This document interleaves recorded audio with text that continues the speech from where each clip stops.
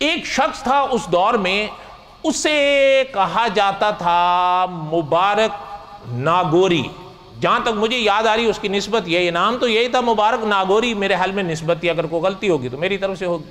وہ مولانا دلاوری رحمۃ اللہ نے لکھا ہے کہ ملحد قسم کا شخص تھا جس کے اندر کوٹ کوٹ کے الہاد بھرا ہوا ہو۔ تو ابھی چونکہ یہ اس طرح کے فتنوں کے خلاف تھا اور ایسے لوگوں کو پسند نہیں کرتا تھا، تو اس کو اس کے دربار میں جو علماء تھے انہوں نے متوجہ کیا کہ اگر آپ اس کا کوئی بندوبست کر دیں، مبارک ناگوری کا، یہ ملحد قسم کا آدمی ہے، الہاد یہ وہ فتنہ پھیلاتا ہے یا پھیلائے گا۔ اس نے علماء کی مانی۔ اچھا، اس کے لیے حکم دیا، مبارک کے لیے، اچھا اس کے لیے جب حکم دیا، اس کے دو بیٹے تھے، ایک کو تاریخ کہتی ابو الفضل اور دوسرا تھا فیضی۔ اس کو جیسے ہی پتا چلا کہ اکبر نے میرے لیے حکم دیا، یہ اپنے بیٹوں کو لے کے بھاگ گیا، ایسا بھاگا کہ غائب ہی ہو گیا، کسی کے ہاتھ ہی نہ آیا۔ کسی طریقے سے کھسکتے کھسکتے، یہ اس زمانے میں شیخ ہوتے تھے، شیخ سلیم چشتی، اور یہ ابتدا میں ہم نے پڑھا تھا، وہ بڑی عزت کرتا تھا ان کی، یہ ان کے پاس چلا گیا، مبارک کی بات کروں، اس نے ان سے کہا کہ آپ میری سفارش کر دیں اکبر کے ہاں، میں در بدر بیٹوں کو لے کے پھر رہا ہوں، اگر آپ مہربانی کر دیں گے تو میری جان بخشی ہو جائے گی۔ شیخ سلیم چشتی رحمۃ اللہ علیہ نے، حضرت نے لکھا ہے کہ اس کو کہا کہ دیکھو بہتر تو یہی ہے کہ تم یہاں سے چمپت ہو جاؤ، اور میرا مشورہ تمہیں یہ ہے گجرات چلے جاؤ، یہاں سے جاؤ تم۔ پتہ چلتا ہے حضرت نے اس کی سفارش کا اقرار، اس کے بعد اس نے ایک اور شخص کو ڈھونڈا۔ آپ کے ہاں، ہمارے ہاں ایک کہاوت ہے نا کہ ڈوبتے کو تنکے کا، اس نے چلتے چلتے ایک اور شخص تک رسائی حاصل کی، مبارک ناگوری نے، اس نے اس سے جا کر کہا کہ بھئی آپ کا آنا جانا ہے بادشاہ کے ہاں، تو اگر آپ میری سفارش کر دیں گے اور مجھے معافی دلا دیں گے تو میرے لیے ذرا آسانی ہو جائے گی، میں ادھر ادھر پھٹک رہا ہوں بچوں کو لے کے۔ انہوں نے کہا اچھا چلیں، میں بات کروں گا۔ اچھا، اس نے کیا کیا کہ دیکھیں، ایک بات ذہن میں لے آئیں، کچھ لوگ بڑے فنکار ہوتے ہیں، اس نے اکبر کو منا لیا، جس سے یہ دوبارے جس سے کہا نا اس نے جا کر، اس نے اس کو منا لیا، یہ جو دوسرا شخص تھا اکبر کو منا لیا۔ اکبر نے کہا اچھا چلو ٹھیک۔ اچھا، جب اکبر نے کہا بات واپس لے لی اور قانون اس کے لیے ہٹا دیا تو بات تو ختم ہو گئی۔ اب مولانا دلاوری رحمۃ اللہ علیہ نے لکھا ہے کہ یہ تین، یعنی باپ اور دو بیٹے، ان کو معافی تو مل گئی، لیکن یہ جو علماء کے حوالے سے ان کے ذہنوں میں باتیں تھی نا، یہ ان پر دانت پیسنے لگے کہ جیسے تیسے بھی ہو ہم بدلہ لے کے رہیں گے۔ اب اس خیال کے ساتھ آہستہ آہستہ پہلے اس کے دو بیٹوں نے، ابو الفضل نے اور فیضی نے، اکبر کے دربار تک رسائی حاصل کر لی۔ باپ پہلے سامنے نہیں آیا، پہلے بیٹے آئے سامنے۔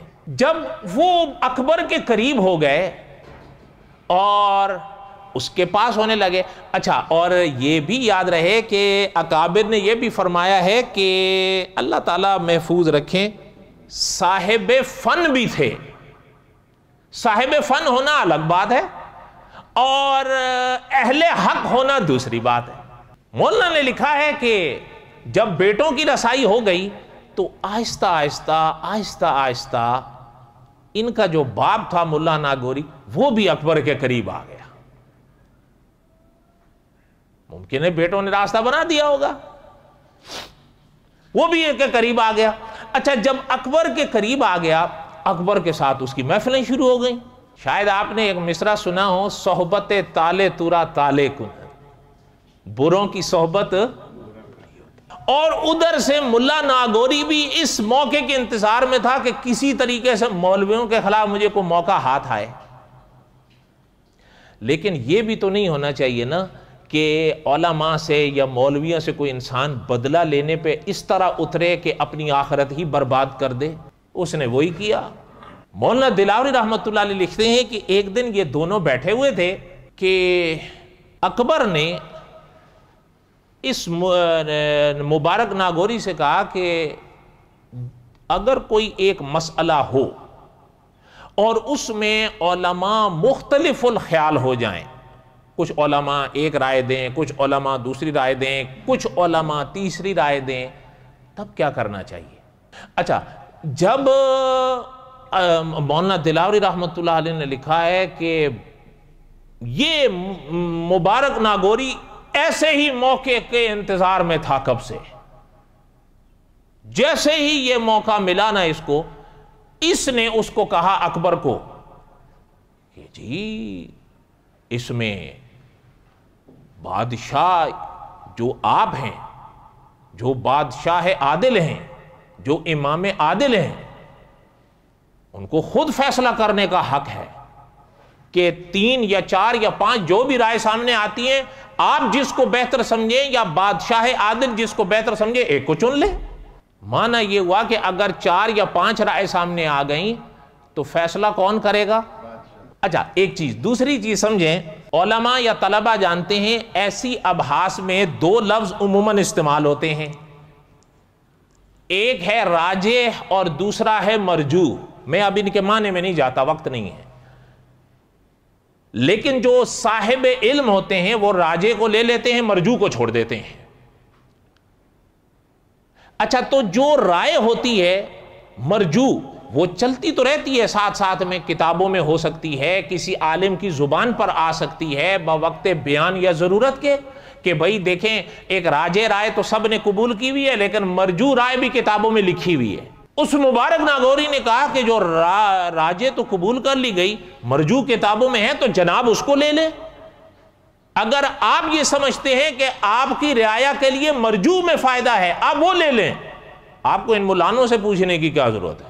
اب وہ اس کی طرف دیکھنے لگا اکبر، تو مبارک ناگوری کہنے لگا کہ جو امام عادل ہوتا ہے، جو بادشاہ ہوتا ہے، وہ خود مجتہد ہوتا ہے، آپ کو ان کو خاطر میں لانے کی ضرورت نہیں ہے۔ یہ بیڑا غرق کر دیا ہے اس نے، اس کے ذہن میں جو اس نے یہ جراثیم بٹھائے ہیں۔ اکبر کا حال یہ تھا، مولانا دلاوری رحمۃ اللہ نے لکھا ہے، یہ نہ لکھ سکتا تھا نہ پڑھ سکتا تھا۔ اجتہاد کی شرط تو بڑی دور کی بات ہے، ایسے شخص کو اجتہاد کے لیے کہنا کہ تم اجتہاد کرو، اور اوپر سے مصیبت یہ کہ اس شخص کا پھر اپنے آپ کو مجتہد اعظم مان بیٹھنا کہ میں سے مجتہد نہیں، مجتہد۔ آپ کو یاد ہوگا اس کے لیے کہیں نہ کہیں کہا اور لکھا جاتا تھا نا، مغل اعظم، یاد ہوگا آپ کو، جلال الدین اکبر مغل اعظم، اس کے نام کے ساتھ لکھ دیا یا کہہ دیا جاتا تھا۔ یہ اس کو نہیں سنا ہوا، اچھا یہ مغل اعظم، اب اس نے یہ خمار پلا کہ مجتہد اعظم، واللہ کے بندے ہیں مجتہد اعظم۔ پھر جب اس کو یہ خمار چڑھا نا مجتہد اعظم بننے کا یا ہونے کا، پھر وہ گل کھلے جو آگے ہم پڑھیں گے انشاءاللہ۔ جب یہاں تک بات پہنچی، مبارک ناگوری سے یہ کہنے لگا کہ اگر یہ بات ہے تو آپ میرے لیے ایک مسودہ تیار کر دیں۔ اس کو کیا چاہیے تھی؟ یہی چاہیے تھا اس کو۔ نے کہا بالکل جی جناب، آپ حیران ہوں گے، مولانا دلاوری رحمۃ اللہ نے لکھا وہ یہاں سے اٹھا سیدھا گھر گیا یا اپنے ٹھکانے پر گیا اور لکھنا شروع کر دیا۔ ایک ہی غالباً رات میں یا تھوڑے سے وقت میں پورا اس نے مسودہ تیار کر دیا۔ اس کو تاریخ کی کتابوں میں کہا جاتا اور لکھا جاتا تھا محذر نامہ۔ اچھا، اور یہ بھی ہے کہ مولانا ابو القاسم رفیق دلاوری رحمۃ اللہ نے لکھا ہے کہ جو محذر نامہ اس مبارک ناگوری نے تیار کیا تھا وہ سراسر حضور کی تعلیمات کے خلاف تھا۔